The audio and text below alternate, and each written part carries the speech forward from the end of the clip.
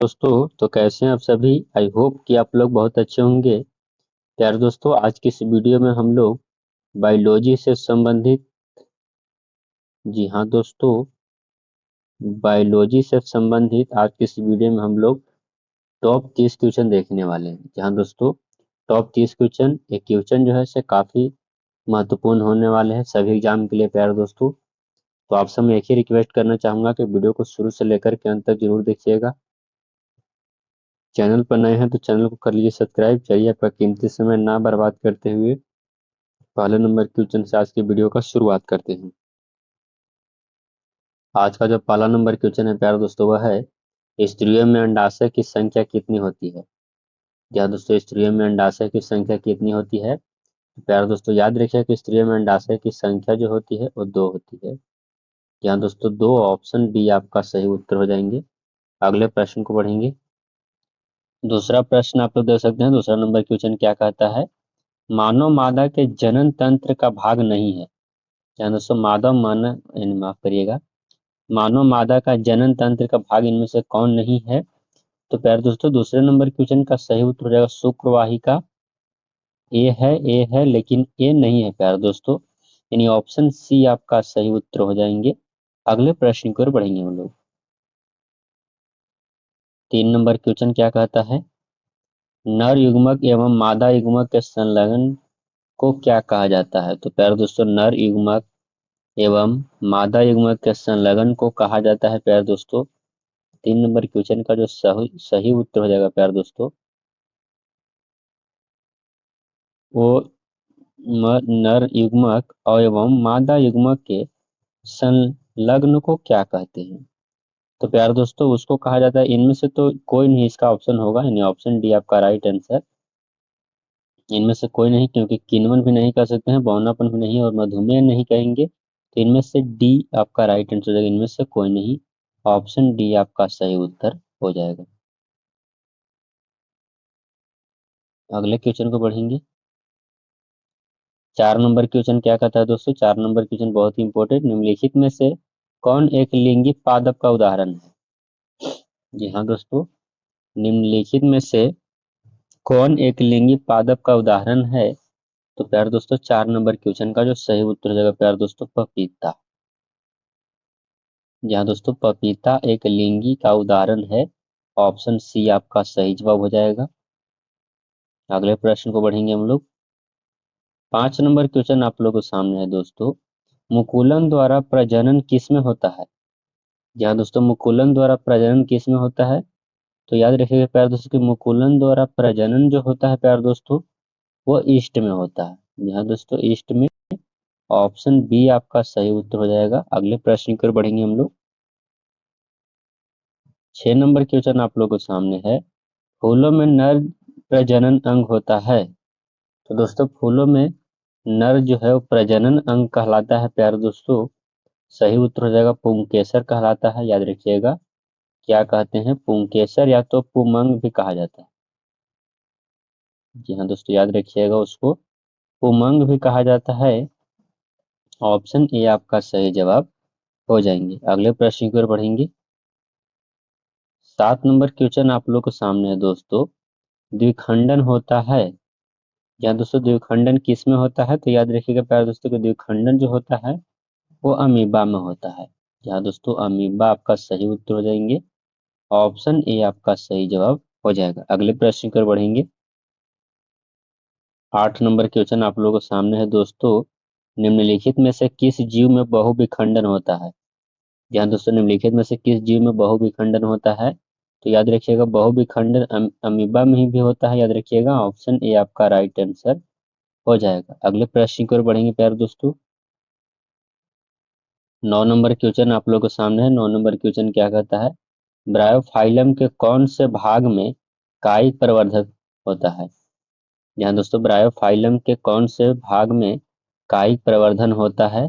तो याद रखिएगा दोस्तों ब्रायोफिल्म के, प्यार दोस्तों पतिया में जो होता है कायिक प्रवर्धन होता है। याद रखिएगा, ऑप्शन ए आपका सही जवाब हो जाएंगे। अगले प्रश्न की ओर बढ़ेंगे। 10 नंबर क्वेश्चन आप लोग के सामने है प्यार दोस्तों, मानव मादा में निषेचन होता है। जहाँ दोस्तों मानव मादा में निषेचन होता है, तो मानव मादा में जो निषेचन होता है प्यार दोस्तों फैलोपियन नलिका में होता है, याद रखिएगा फैलोपियन नलिका में। ऑप्शन डी आपका सही उत्तर हो जाएंगे। अगले प्रश्न को बढ़ेंगे। 11 नंबर क्वेश्चन आप लोग के सामने है प्यार दोस्तों। गन्ना, गुलाब एवं अंगूर के कृषि में किस जनन जनन विधि का प्रयोग किया जाता है? तो दोस्तों 11 नंबर क्वेश्चन का जो सही उत्तर हो जाएगा प्यार दोस्तों कायिक विधि। ऑप्शन बी आपका सही जवाब हो जाएंगे। अगले प्रश्न की ओर बढ़ेंगे प्यारे दोस्तों। 12 नंबर क्वेश्चन आप लोगों के सामने है। मादा जनन तंत्र में दोनों अंडवाहिकाएं संयुक्त होकर एक लचीली थैलेनुमा संरचना का निर्माण करती है, उसे क्या कहते हैं? तो दोस्तों उसको कहा जाता है प्यार दोस्तों गर्भाशय। जी हाँ दोस्तों, उसको क्या कहा जाता है? गर्भाशय कहा जाता है। ऑप्शन सी आपका सही उत्तर हो जाएंगे प्यारे दोस्तों। अगले प्रश्न की ओर बढ़ेंगे हम लोग। 13 नंबर क्वेश्चन आप लोगों के सामने है। माँ के रुधिर से पोषण मिलता है। यहाँ दोस्तों माँ के रुधिर से पोषण कब मिलता है? किसको मिलता है? तो दोस्तों माँ के रुधिर से पोषण जो मिलता है प्यार दोस्तों वो मिलता है प्यार दोस्तों भ्रूण को, याद रखिएगा भ्रूण को। ऑप्शन ए आपका राइट आंसर हो जाएंगे। अगले क्वेश्चन को बढ़ेंगे। 14 नंबर क्वेश्चन आप लोगों के सामने है दोस्तों। मानव मादा में गर्भकाल का समय क्या है? तो दोस्तों मानव मादा में गर्भकाल जो होता है प्यारे दोस्तों वो होता है 9 माह का। जी हाँ दोस्तों, याद रखिएगा 9 माह का। ऑप्शन ए आपका सही जवाब हो जाएंगे। अगले प्रश्न की ओर बढ़ेंगे। 15 नंबर क्वेश्चन आप लोगों के सामने है दोस्तों। ऋतुस्राव या रजोधर्म का समय क्या होता है?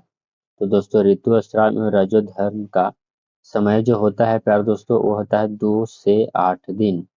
याद रखिएगा 2 से 8 दिन। ऑप्शन ए आपका सही जवाब हो जाएंगे। 16 नंबर प्रश्न आप लोग के सामने है दोस्तों। निषेचन क्रिया के बाद युग्मनज में क्या बनता है? तो दोस्तों निषेचन क्रिया के बाद युग्मनज में जो बनता है दोस्तों वो होता है भ्रूण। याद रखिएगा भ्रूण। जी हाँ दोस्तों, वो क्या होता है? तो भ्रूण होता है। ऑप्शन बी आपका सही जवाब हो जाएंगे। 17 नंबर क्वेश्चन आप लोग के सामने है दोस्तों। वह प्रकर्म जिसके द्वारा जीव अपने जैसी संतानों की उत्पत्ति करते हैं क्या कहलाता है? यहाँ दोस्तों वह प्रकर्म जिसके द्वारा जीव अपने जैसे संतानों की उत्पत्ति करता है तो प्यार दोस्तों वह क्या कहलाता है? तो जनन कहलाता है, रिप्रोडक्शन कहलाता है। ऑप्शन ए आपका सही जवाब हो जाएंगे। 18 नंबर क्वेश्चन आप लोगों के सामने है प्यार दोस्तों, बड़ी ही आसान क्वेश्चन। जनन कितने प्रकार के होते हैं? तो प्यार दोस्तों जनन कितने प्रकार के होते हैं? तो जनन 2 प्रकार के होता है। एक तो होता है लैंगिक। जहाँ दोस्तों मैं लिख करके बता देता हूँ कि एक होता है लैंगिक और एक होता है अलैंगिक। याद रखिएगा जनन कितने प्रकार के? 2 प्रकार के, लैंगिक और अलैंगिक। अगले प्रश्न की ओर बढ़ेंगे। 19 नंबर क्वेश्चन आप लोग के सामने है दोस्तों। इनमें कौन अलैंगिक जनन की विधि है? तो दोस्तों अलैंगिक जनन की विधि जो है प्यार दोस्तों वह विखंडन भी होता है, मुकुलन भी होता है और बीजाणु जनन भी होता है। यानी ऑप्शन डी आपका सही उत्तर हो जाएंगे इनमें से सभी। अगले प्रश्न की ओर बढ़ेंगे। 20 नंबर क्वेश्चन आप लोग के सामने है। किस प्रकार के जनन में जनक के शरीर से कलिका निकलती है? जहाँ दोस्तों किस प्रकार के जनन में जनक के शरीर से कलिका निकलता है? तो प्यार दोस्तों यह मुकुलन में वैसा होता है, याद रखिएगा मुकुलन में। ऑप्शन ए आपका सही जवाब हो जाएंगे। अगले प्रश्न की ओर बढ़ते हैं। अगले प्रश्न को देखेंगे हम लोग। 21 नंबर क्वेश्चन है। पंखुड़ियों का रंग अधिकतर, तो दोस्तों पंखुड़ियों का रंग अधिकतर जो होता है प्यार दोस्तों वो अधिकतर हरा होता है। ऑप्शन बी आपका सही जवाब हो जाएंगे। अगले प्रश्न को बढ़ेंगे हम लोग। 22 नंबर क्वेश्चन आप लोग के सामने है। फूलों का कौन सा भाग फल में बदलता है? जहाँ दोस्तों फूलों का कौन सा भाग जो है वो फल में बदलता है? तो याद रखिएगा प्यार दोस्तों कि फूलों का जो भाग होता है यानी अंडाशय जो होता है वो फल में बदलता है। ऑप्शन सी आपका सही उत्तर हो जाएंगे। 23 नंबर प्रश्न आप लोग के सामने है। भ्रूण के जिस भाग से तना पत्तियां बनती है उसे क्या कहते हैं? तो दोस्तों भ्रूण के जिस भाग से तना पत्तियां बनती है उसको कहा जाता है प्यार दोस्तों परांकुर कहते हैं, उसको प्रांकुर कहते हैं। ऑप्शन बी आपका सही जवाब हो जाएगा। अगले प्रश्न को बढ़ेंगे। 24 नंबर क्वेश्चन आप लोगों के सामने है दोस्तों। एकल जीवों में प्रजनन की विधि है। तो दोस्तों एकल जीवों में प्रजनन की जो विधि है प्यारे दोस्तों, वो खंडन, विखंडन और बीजाणु समंघन, यानी ऑप्शन डी आपका सही उत्तर हो जाएंगे सभी इनमें से। अगले प्रश्न को बढ़ेंगे हम लोग। 25 नंबर क्वेश्चन आप लोगों के सामने है दोस्तों। लैंगिक जनन में आवश्यकता होती है।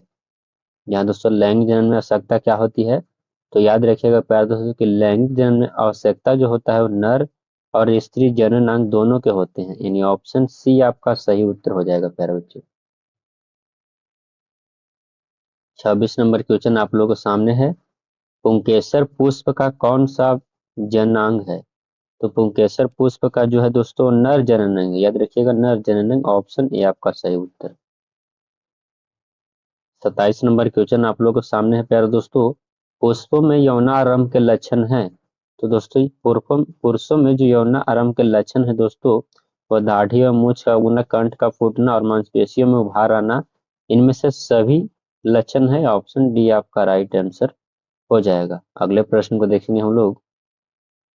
28 नंबर क्वेश्चन आप लोग के सामने है। स्त्रियों में यौनारंभ के लक्षण हैं।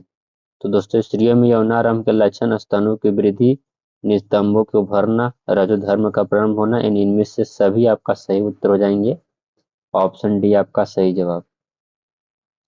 29 नंबर क्वेश्चन आप लोग के सामने है प्यारे दोस्तों। मनुष्यों में नर जनन अंग निम्नलिखित में से कौन है। तो दोस्तों नर जनन अंग पुरुष में वृषण, शुक्रवाहिका और मूत्रमार्ग सभी हैं, यानी ऑप्शन डी आपका राइट आंसर हो जाएंगे प्यारे बच्चों सभी। 30 नंबर क्वेश्चन आप लोगों के सामने क्या कहता है। शुक्राणुओं का मोचन कहाँ होता है। तो दोस्तों शुक्राणुओं का जो मोचन होता है प्यारे दोस्तों, वो होता है शुक्रवाहिका में, याद रखिएगा शुक्रवाहिका में, ऑप्शन बी आपका सही उत्तर हो जाएंगे। तो प्यारे दोस्तों मैंने आप सभी को 30 क्वेश्चन ही कराने का वादा किया था, तो मैंने आप सभी को टॉप 30 क्वेश्चन कराए। जी हाँ दोस्तों, टॉप 30 क्वेश्चन आप लोग कमेंट करके बताइए 30 क्वेश्चन कैसे लगे, और वीडियो को एक लाइक जरूर कर दीजिएगा। चैनल पर नए हैं तो चैनल को सब्सक्राइब कर दीजिए, दोस्तों के पास वीडियो को शेयर जरूर कर दीजिएगा प्यारे दोस्तों। यहाँ तक देखने के लिए आपका बहुत बहुत धन्यवाद प्यारे बच्चों। अगले मिलते हैं अगली वीडियो में, तब तक के लिए जय हिंद प्यारे साथियों।